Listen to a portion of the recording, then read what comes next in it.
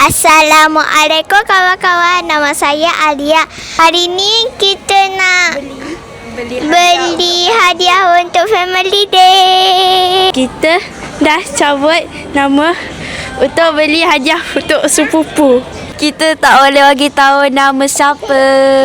Saya nak kena cari hadiah untuk sepupu lelaki.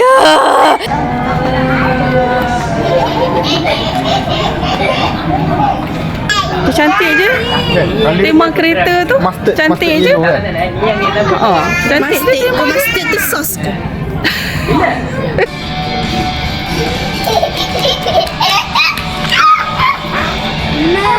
Ayah pula. Berapa riban ni? Berapa riban? Yang tu kuliah. Tapi cantik. Sudah.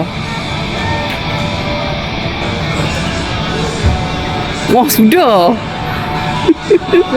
Sudah.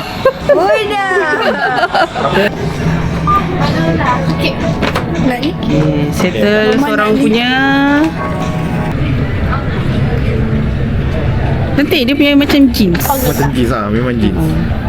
Okey lah, Okey, boleh lah. hadiah Lina. Okey, settle satu lagi. hari ni kita nak sambung cari hadiah untuk sepupu. Sebab semalam tak sempat. Kita balik masa mall dah nak tutup. Pamelnya. Dia lagi Okey. pendek dari kau. Tak apa, maksudnya lagi labuh lah kat dia.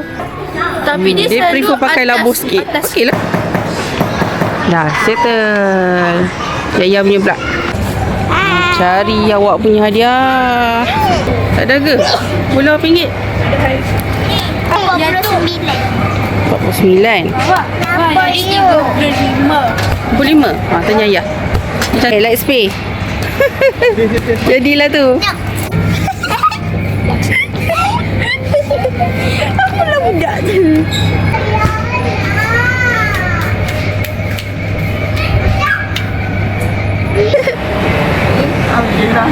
Hina pula yang bayar. Dah. Cari barang mama ayah pula. Kalau cari hadiah cabutan bertuah kepada ayah. Ni apa? Ni apa? Ball pink Lina. Ni ke yang tu? Yang ni? Ni nak tampal satu-satu. Luar.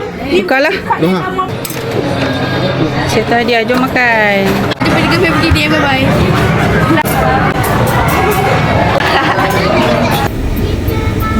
Cuba jangan kacau.